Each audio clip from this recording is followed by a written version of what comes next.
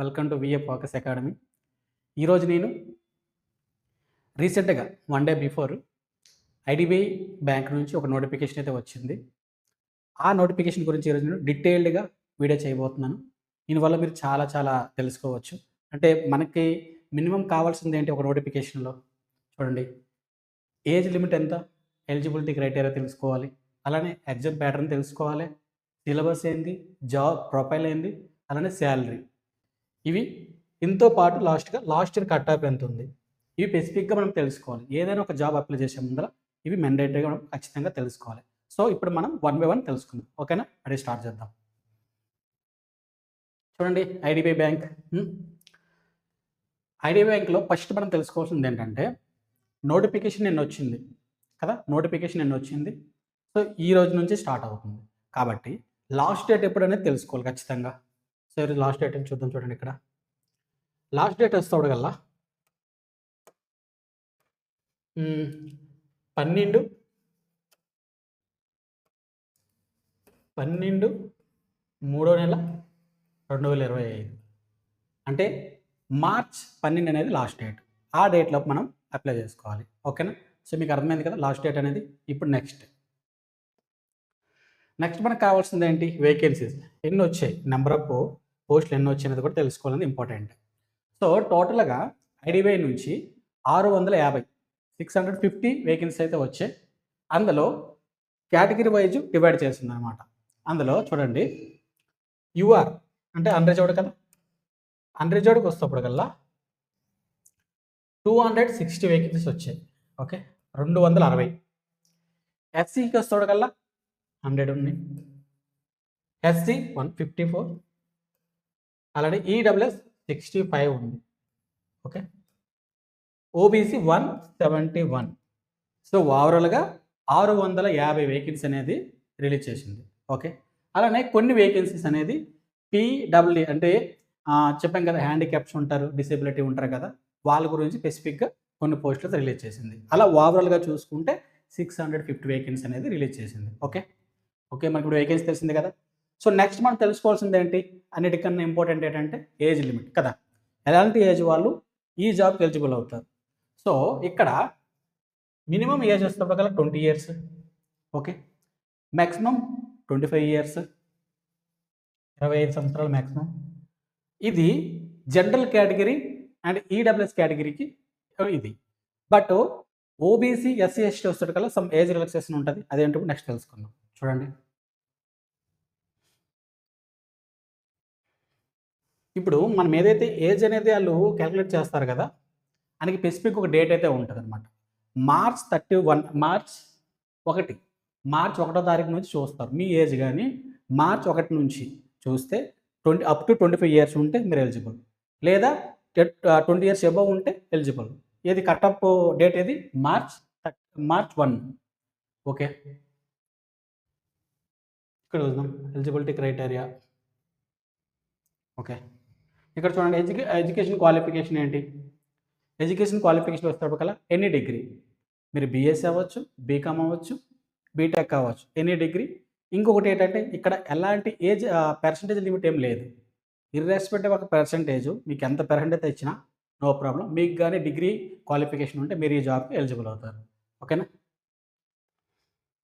ఇప్పుడు చెప్పాను కదా మీకు ఏజ్ లిమిట్ అనేది మన జనరల్కి మినిమం 20, మ్యాక్సిమం 25 చెప్పిన. బట్ ఎస్సీ ఎస్టీకి వస్తేప్పటికల్లా 5 years అనేది ఏజ్ రిలాక్సేషన్ ఉంటుంది. సో దీనివల్ల ఏంటంటే టోటల్గా 30 years అనేది మ్యాక్సిమం ఏజ్ ఉంటుంది అనమాట, మ్యాక్సిమం అప్లై చేసుకోవడానికి. అలానే ఓబీసీకి వస్తేప్పటికల్లా ఓబీసీకి 3 years ఏజ్ రిలాక్సేషన్ కాబట్టి 28 అనేది మ్యాక్సిమం ఇయర్స్ అనమాట. ఓకే, సో ఇప్పుడు మీకు అర్థమైంది కదా ఏజ్ లిమిట్ అనేది మినిమం 20, మ్యాక్సిమం 30 ఎవరికి, ఎస్సీ ఎస్టీ, మినిమం 20 ఓబీసీకి, మ్యాక్సిమం 28 ఓబీసీ. ఓకే, నెక్స్ట్ ఇది బెంచ్ మార్క్ డిసేబిలిటీస్ ఉన్నారు కదా, హ్యాండిక్యాప్స్ అయినా డిసేబిలిటీ, వాళ్ళకి 10 years ఏజ్ రిలాక్సేషన్ ఉంటుంది. అంటే 25 + 10 35 years అనేది మ్యాక్సిమం ఏజ్ ఉంటుంది. అలానే ఎక్స్ సర్వీస్ మెన్స్ ఉంటారు, వాళ్ళకి 5 years అనేది ఏజ్ రిలాక్సేషన్ ఉంది. అంటే మ్యాక్సిమం 30 years అనమాట. ఓకే, ఇప్పుడు మనం ఏదైనా ఒక అప్లికేషన్ మనం ఫిలప్ చేసినప్పుడు ఖచ్చితంగా కొంత అమౌంట్ అయితే పే చేయాలి, పేమెంట్ అయితే చేయాలి కదా, ఫీజు ఉంటుంది. సో అదేంటి ఇప్పుడు చూద్దాం. ఎస్సీ ఎస్టీ పీడబ్ల్యూడి వాళ్ళకి 250 రూపీస్ అనేది ఎగ్జామ్ ఫీజు ఉంటుంది. బట్ వేరే కేటగిరీ ఉంది కదా, ఓబీసీ ఈడబ్ల్యూసీ జనరల్ వాళ్ళకి 1050 రూపీస్ అనేది ఫీజు ఉంటుంది అనమాట. ఓకే,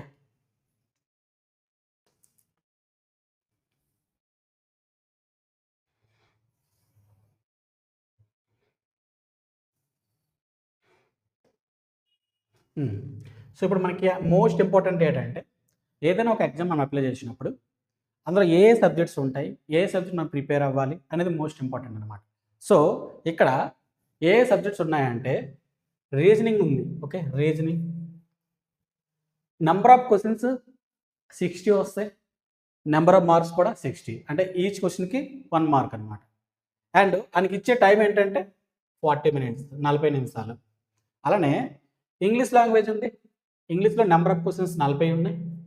ఓకే, మ్యాక్సిమం మార్క్స్ 40, అంటే ఈచ్ క్వశ్చన్కి 1 మార్క్. ఇచ్చే టైం ఏంటి 20 మినిట్స్. ఓకే, 40 క్వశ్చన్స్ ఉంటాయి, ఆ 40 క్వశ్చన్స్ సాల్వ్ చేయడానికి 20 మినిట్స్ అనేది ఇస్తారనమాట. అలానే మ్యాథమెటిక్స్ చూసేటప్పుడు టోటల్ 40 క్వశ్చన్స్, 40 క్వశ్చన్స్ ఉన్నాయి. ఓకే, 40 మార్క్స్, టోటల్గా టైం ఇచ్చేది 35 మినిట్స్ అనమాట.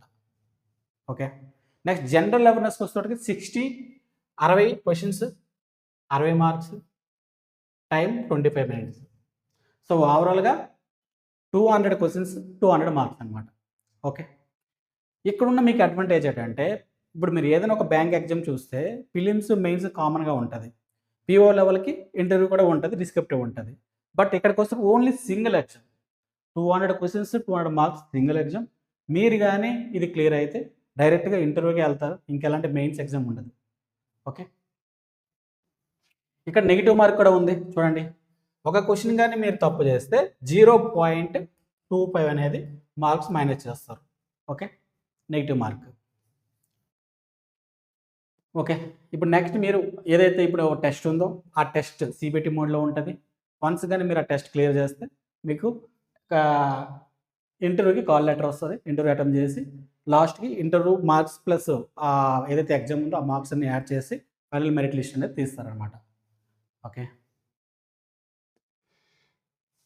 సో ఇవన్నీ ఎగ్జామ్ సెంటర్స్ మీరు చూసుకోవచ్చు, మీకు నచ్చిన దగ్గర పెట్టవచ్చు. రాజమండ్రి, శ్రీకాకుళం, తిరుపతి, విజయవాడ, మన ఆంధ్రాకి వస్తున్నప్పటికల్లా.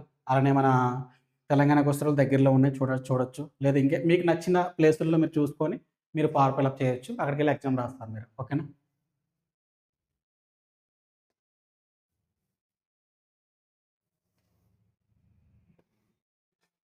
సో మనకి ఫస్ట్ ఆఫ్ ఆల్ ఇది అప్లై చేసినప్పుడు మనం తెలుసుకోవాల్సింది ఒకటి ఏంటంటే, ఈ స్పెషల్గా ఈ జాబ్లో ఏంటంటే వన్స్ కానీ మీరు ఈ జాబ్ క్రాక్ చేస్తే మీకు ఫస్ట్ 6 మంత్స్ అనేది ఒక కోర్స్ అయితే ఉంటుందన్నమాట.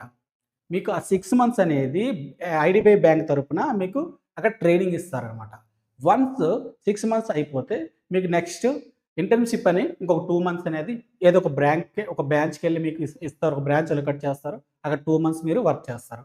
ఆఫ్టర్ ఆ 2 మంత్స్ అయిన తర్వాత టోటల్గా 8 మంత్స్ అయిన తర్వాత మీకు ఒక పర్మనెంట్ ఒక బ్రాంచ్ అలొకేట్ చేస్తారనమాట. సో మీరు ఏదైతే ఆ 6 మంత్స్ ప్లస్ 2 మంత్స్ 8 మంత్స్ అనేది కోర్స్ చేస్తారో దానికి ఐడిబిఐకి మీరు కట్టాల్సిన డబ్బులు ఏంటంటే 3 lakhs అనమాట. టోటల్ మీరు ఆ ఫీ చేయాల్సింది 3 lakhs. 3 lakhs రూపీస్ అనేది మీరు ఏదైతే చదువుతారో దాని గురించి మీరు పే చేయాలి. బట్ మీకున్న ఒక ఆప్షన్ ఏంటంటే ఐడిబిఐ మీకు లోన్ ఇస్తుంది, ఎడ్యుకేషన్ లోన్ ఇస్తుంది. మీరు ఇన్స్టాల్మెంట్లో మీరు కట్టుకోవచ్చు. ఓకేనా? ఎప్పుడైతే మీరు ఈ ట్రైనింగ్ తీసుకున్నప్పుడు మీకు ప్రతి మంత్ 5,000 అనేది స్టైపెండ్ పరంగా ఇస్తుంది. అలానే ఇంటర్న్షిప్ కూడా అప్పుడు 15,000 అనేది మీకు స్టైపెండ్ ఇస్తుంది అనమాట. ఓకే, సో ఇక్కడ ఇక్కడ క్లియర్గా రాస్తుంది చూడండి. లోన్ ఆప్షన్ కూడా ఉంది ఐడిబిఐ బ్యాంక్ నుంచి. During the training period 6 months మీకు 5,000 రూపీస్ పర్ మంత్ ఇస్తుంది. అలాగే డ్యూరింగ్ ద ఇంటర్న్షిప్ పీరియడ్లోన 2 మంత్స్ కదా, అప్పుడు మీకు 15,000 రూపీస్ అనేది మీకు ఇస్తుంది అనమాట. ఓకే, ఆఫ్టర్ కంప్లీట్గా అయిన తర్వాత ట్రైనింగ్ ప్లస్ ఇంటర్వ్యూ కంప్లీట్ అయిన తర్వాత డైరెక్ట్గా మీరు ఒక బ్యాంకులో ఎలికట్ అయ్యి అక్కడ మీరు జాబ్ చేస్తారనమాట. సో ఈ జాబ్లో మీరు జాయిన్ అయిన తర్వాత మీరు ఎంత శాలరీ ఎక్స్పెక్ట్ చేయొచ్చు? మంచి శాలరీ. అదేంటంటే ప్యాకేజ్ 6.45 lakhs అనమాట. అంటే యావరేజ్గా 55,000 ప్రతి నెల 55,000 అనేది మీకు శాలరీ వస్తుంది అనమాట ఆఫ్టర్ కంప్లీటింగ్ ట్రైనింగ్ అనేది. సో మంచి జాబే కదా, దగ్గర దగ్గర 55,000 స్టార్టింగ్లో ఉందంటే చాలా మంచి జాబే ఇది. మీరు హ్యాపీగా ఇది కూడా ఒక కెరియర్ పాత్గా చూజ్ చేసుకోవచ్చు, బెస్ట్ ఆప్షన్. ఓకే, సో మనం అన్నీ ఇప్పుడు వరకు చదువుకున్నాం. బట్ మనం ఈ జాబ్లో జాయిన్ అయ్యే ముందల కొన్ని కండిషన్స్ అయితే ఐడిబిఐ బ్యాంక్ పెట్టుంది. అవేంటో తెలుసుకోవాలి. అదేంటంటే మీరు ఈ జాబ్ జాయిన్ అయిన తర్వాత మధ్యలో కానీ ఈ జాబ్ మీరు వదిలేసి వెళ్ళిపోతే అనికి మీరు కొంత అమౌంట్ అయితే పే చేయాలి అని గురించి ఐడిబిఐ ఏం చేసింది, సర్వీస్ బాండ్ అనేది ఒకటి మీ నుంచి తీసుకుంటుంది. ఆ సర్వీస్ బాండ్లో ఏముంటుందంటే నేను 3 years వరకు ఈ బ్యాంకులోనే నేను పనిచేస్తాను అనుకుని అగ్రిమెంట్ రాసుకుంటుంది అనమాట.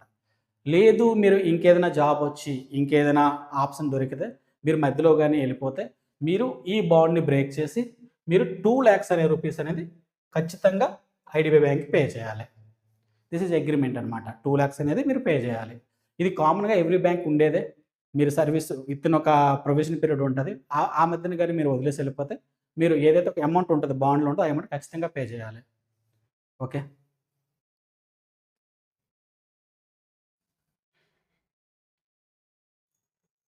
సో ఇంకా సిలబస్ ఒకటి ఉంది కదా.